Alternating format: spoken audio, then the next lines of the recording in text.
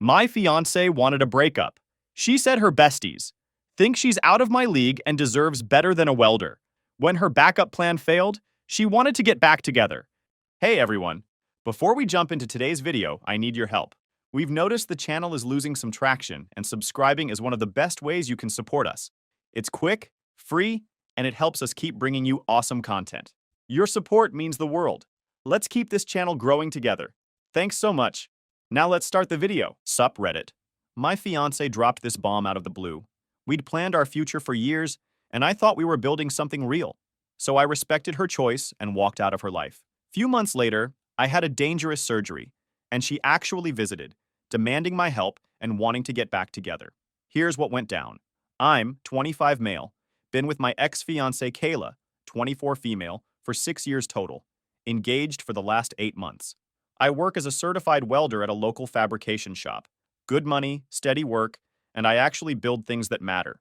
Kayla works at a high-end salon downtown, one of those places that charges $200 for a haircut.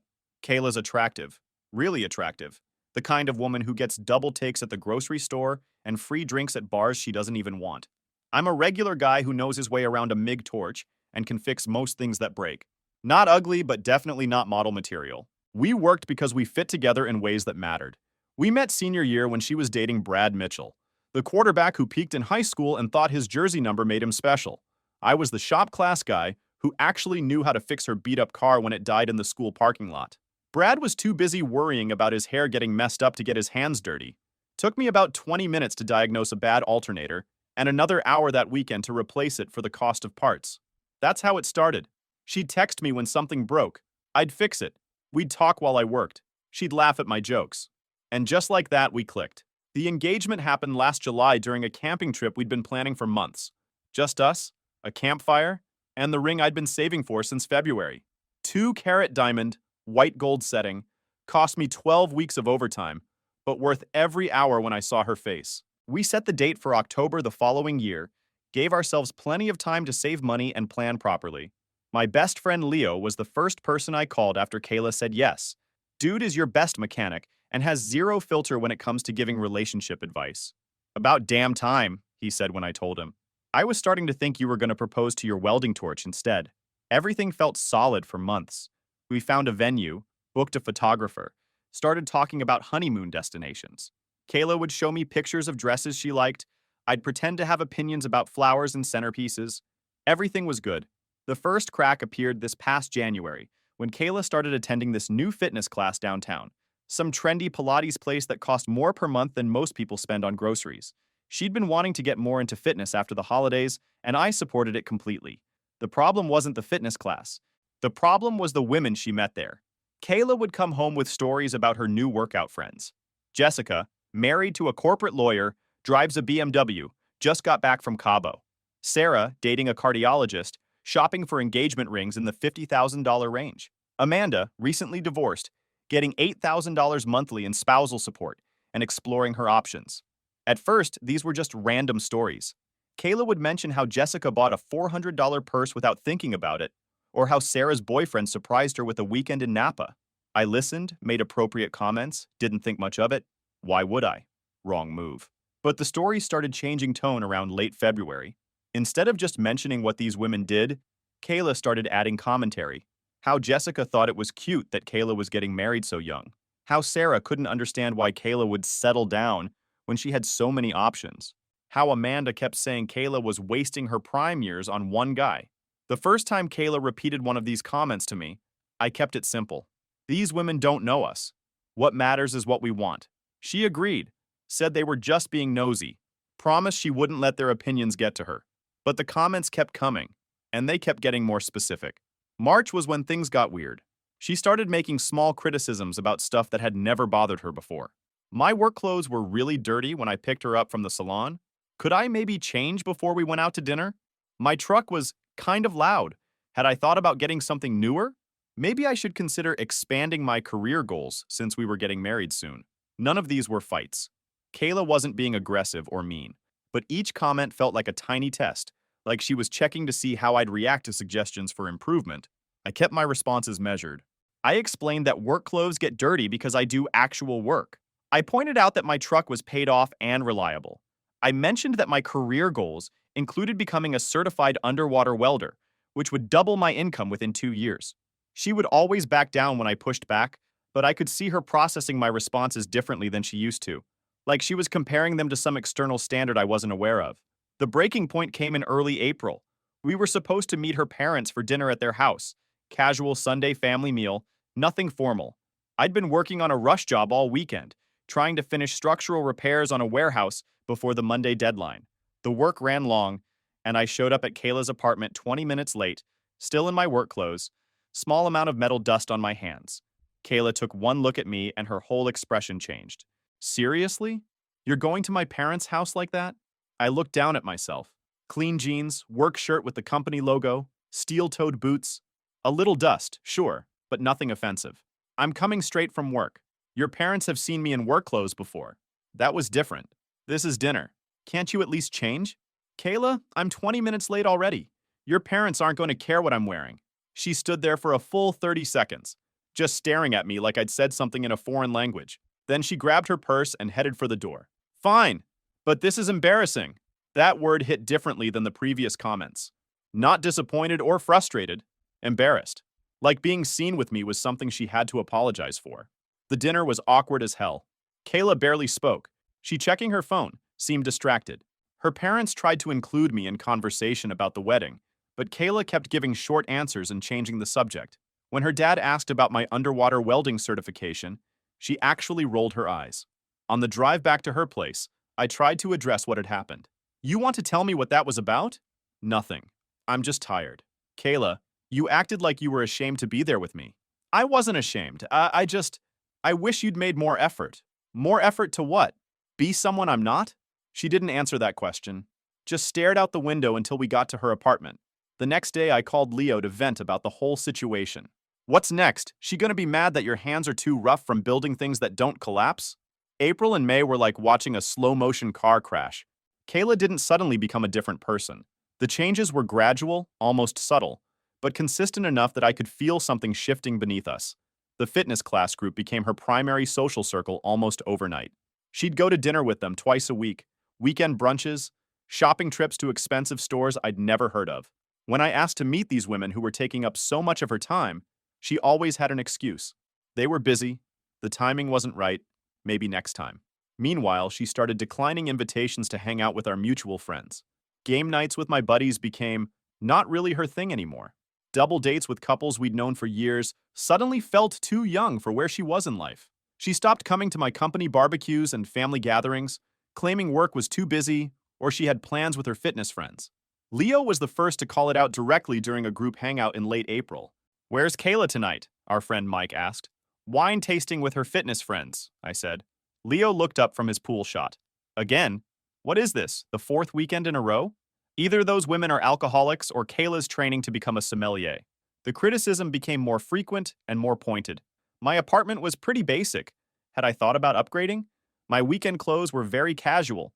Maybe I should invest in some nicer shirts?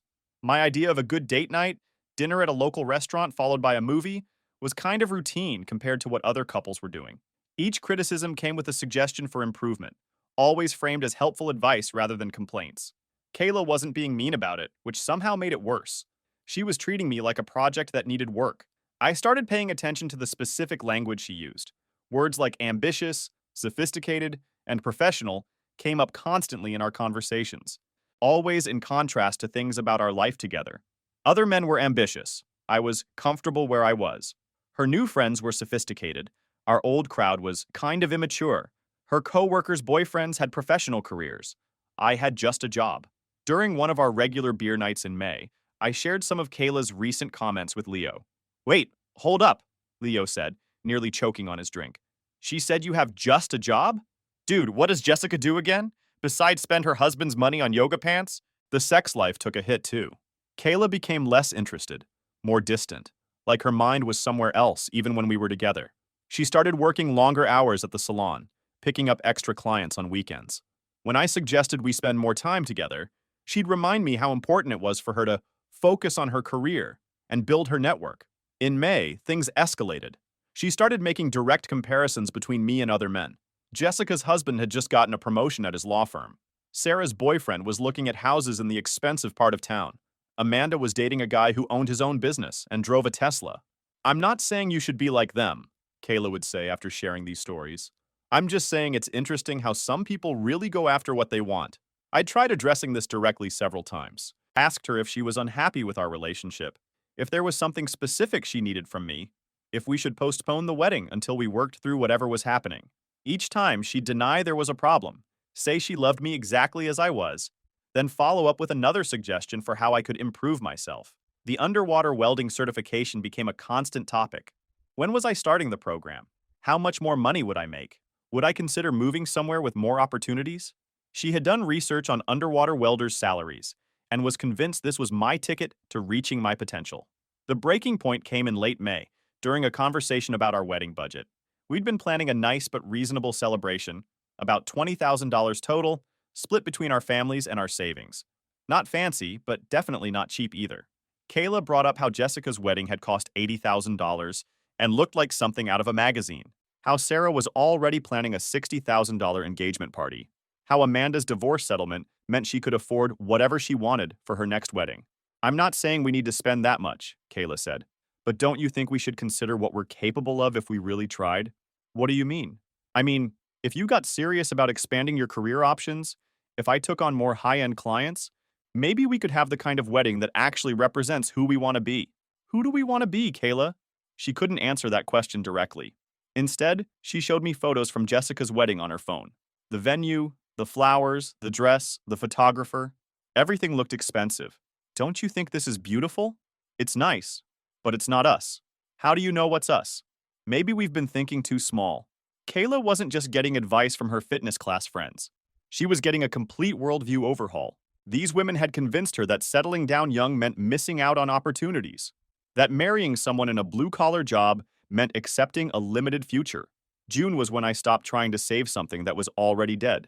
The final month of our relationship felt like living with a stranger who happened to look like my fiancé.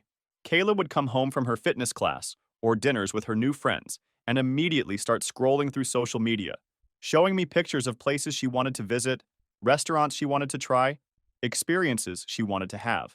All of them expensive, all of them requiring a lifestyle we didn't have. Look at this place in Napa that Sarah went to. Isn't it amazing? Looks nice. We should plan a trip like this. Kayla, that's a $500 a night resort. So, other people our age manage to afford nice things.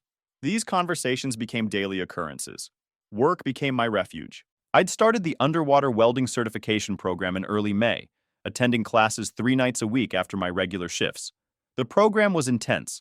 Technical diving, underwater cutting techniques, safety protocols that could save your life 60 feet below the surface. I loved every minute of it. Kayla had initially been supportive of the certification, mainly because she'd researched the salary potential. But as the program demanded more of my time and energy, she became resentful. I was always studying, or too tired to go out, or not prioritizing our relationship.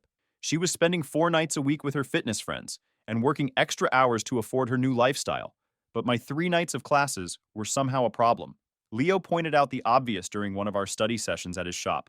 Let me understand this. She's mad that you're studying to make more money, which is what she wants. But she's not mad about spending her own money on classes about how to breathe better while stretching? That makes perfect sense. In late June, things came to a head during what should have been a simple conversation about our shared calendar. She wanted to attend a wine tasting event with her friends the same weekend we'd planned to visit my parents. When I pointed out the conflict, she suggested we reschedule the family visit. It's not like we don't see your parents all the time. Kayla, we haven't seen them since Easter, and we made these plans 2 months ago. I know, but this wine thing is important. For what? For my career. These women know people in the beauty industry. Jessica's husband has connections at some major cosmetics companies. I stared at her. You're a hairstylist, not a cosmetics executive. Maybe I could be. Maybe I'm thinking bigger than just cutting hair for the rest of my life. She wasn't just dissatisfied with our relationship.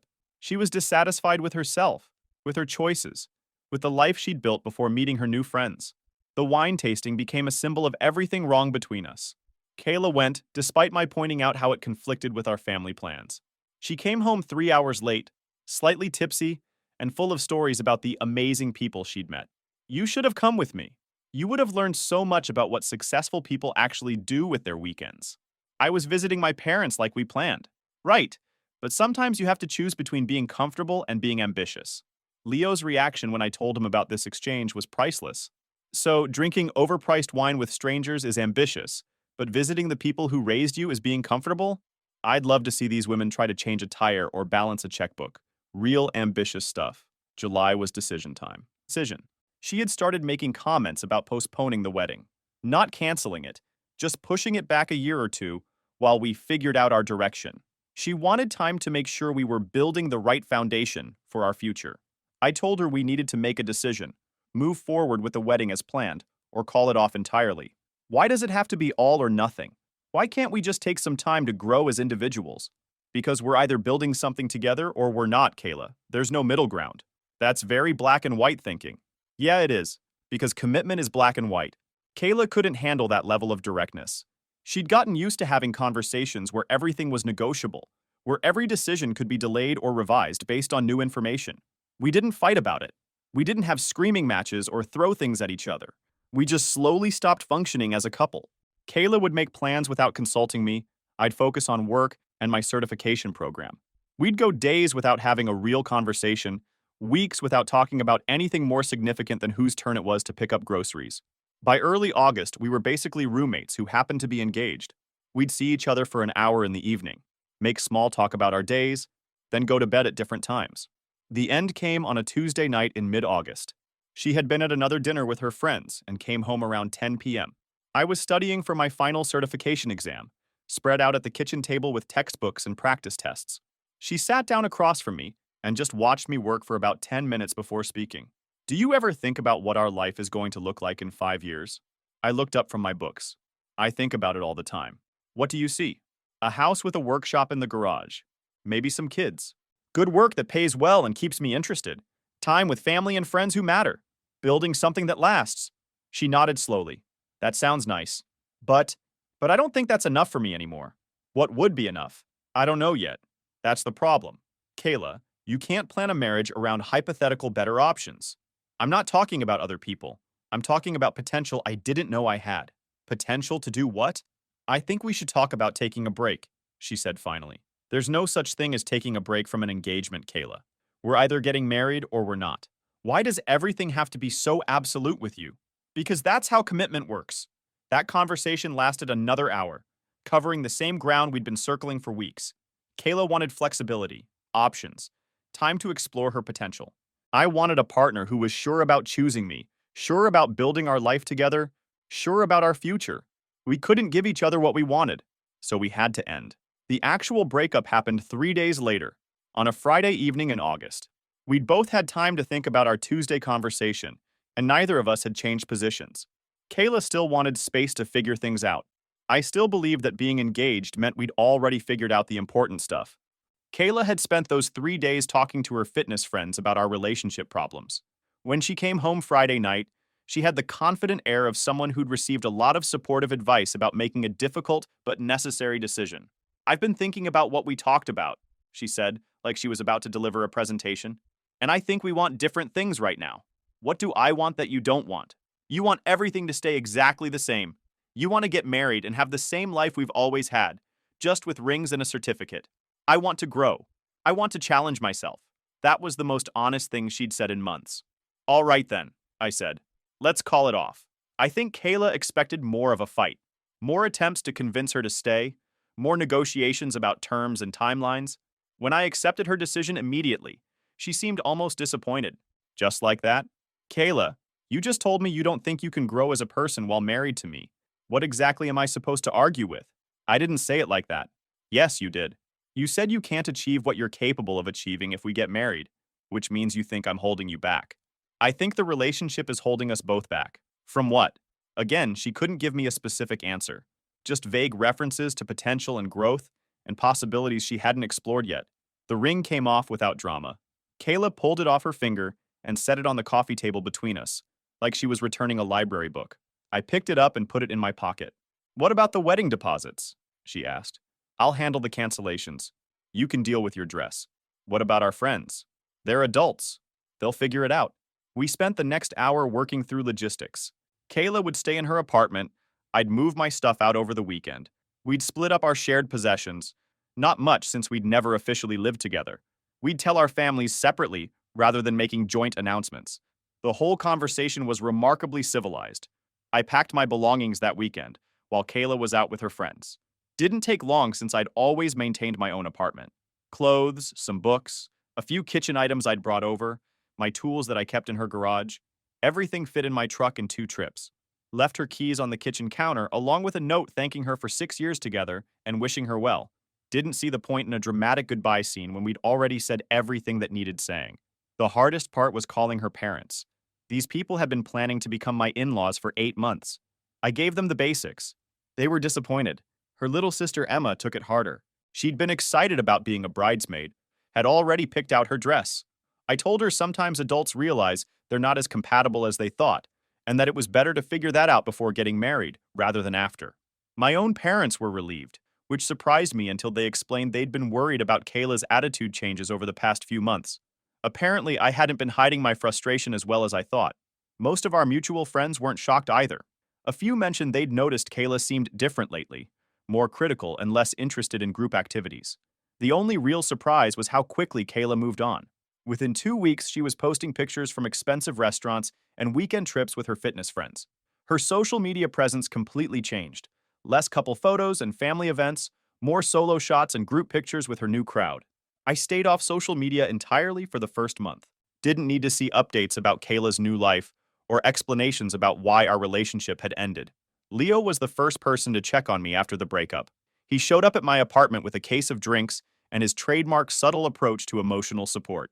"So, Kayla's finally free to explore her full potential," he said, cracking open a bottle. "I give it 3 months before she's texting you about how yoga class didn't prepare her for the real world." September through November was about rebuilding my life as a single person and focusing on the goals I'd set before Kayla decided our relationship was holding her back. I finished my underwater welding certification in early October, passing all the technical and practical exams on the first try. The program had been challenging, but I genuinely enjoyed the technical aspects and the problem-solving required for underwater repairs. Within a week of getting certified, I had 3 job offers. It's specialized work, and there aren't many people qualified to do it safely. I chose a company that handles infrastructure repairs for bridges, dams, and offshore platforms across the Southeast. The money was exactly what I'd hoped for. My first contract was a bridge inspection and repair project that paid $2,800 for a weekend's work. Not bad for someone who supposedly wasn't ambitious enough. I moved to a better apartment in November. 2 bedrooms, garage space for my truck and equipment, workshop area for side projects. Nothing fancy, but comfortable and functional. Started saving for a down payment on a house, figuring I'd be ready to buy something within 2 years. Work kept me busy and satisfied. The regular fabrication job provided steady income and interesting projects. The underwater contracts were both challenging and lucrative. I was learning constantly, solving problems I'd never encountered before, building skills that few people possessed. I also started hitting the gym consistently for the first time since high school. Not because I was trying to prove anything, but because the underwater work required serious physical conditioning. Dating wasn't a priority, but I wasn't actively avoiding it either. Went out with a few women I met through friends or work connections. Nothing serious, just casual dinners and movies. It felt good to spend time with people who were interested in me rather than trying to convince me to become someone else. Through mutual friends, I heard occasional updates about Kayla. She was still working at the salon but taking additional classes in some kind of advanced beauty technique. Still hanging out with her fitness friends, though apparently the group dynamics were getting complicated. Something about money and competing for attention from the same social circles. In November, I ran into Jessica at a coffee shop downtown. One of Kayla's fitness friends, the lawyer's wife who drove the BMW and went to Cabo. She recognized me and came over to say hello. "How are you doing?" "Kayla mentioned you guys had decided to take different paths." "I'm doing well. Work's going great. Staying busy." "That's good to hear." "Kayla said you were getting into some kind of specialized welding?" "Underwater welding. Just finished certification." Jessica looked genuinely interested.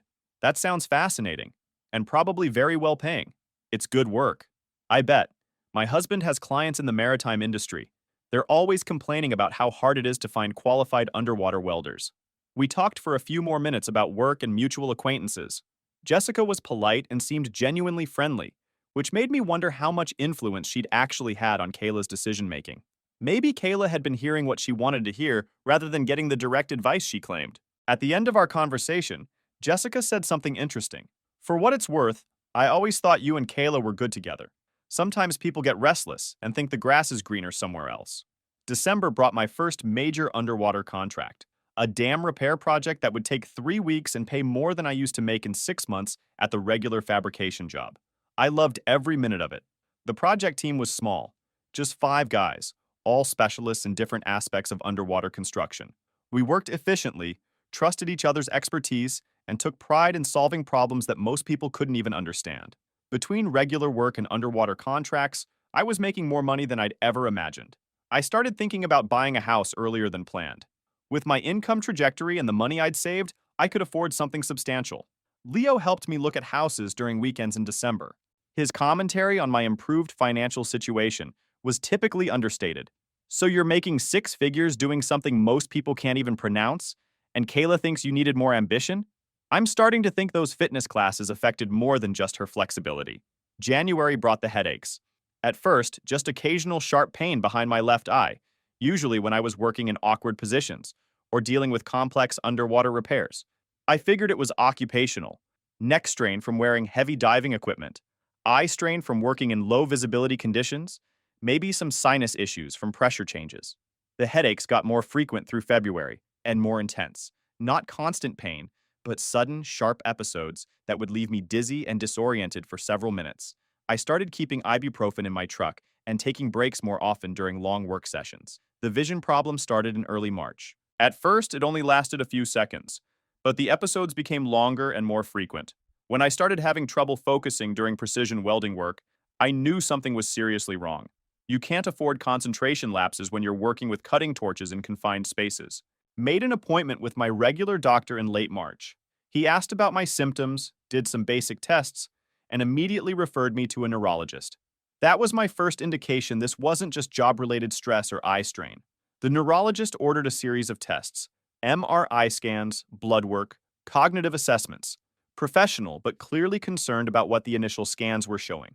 Started asking questions about family medical history and whether I'd experienced any head injuries. While waiting for test results, I tried to maintain normal routines, kept working regular fabrication jobs, but turned down underwater contracts until I knew what was going on. Leo was the one who drove me to get the test results. The seizure happened on a Saturday morning in early April. I was at Home Depot picking up materials for a side project when everything went sideways. One second I was comparing prices on copper fittings. The next second I was on the ground with paramedics, asking me basic questions I couldn't answer. I don't remember the seizure itself, just the confusion afterward. The paramedic said witnesses described about 90 seconds of convulsions before I gradually regained consciousness. Emergency room. More tests, more doctors with increasingly serious expressions.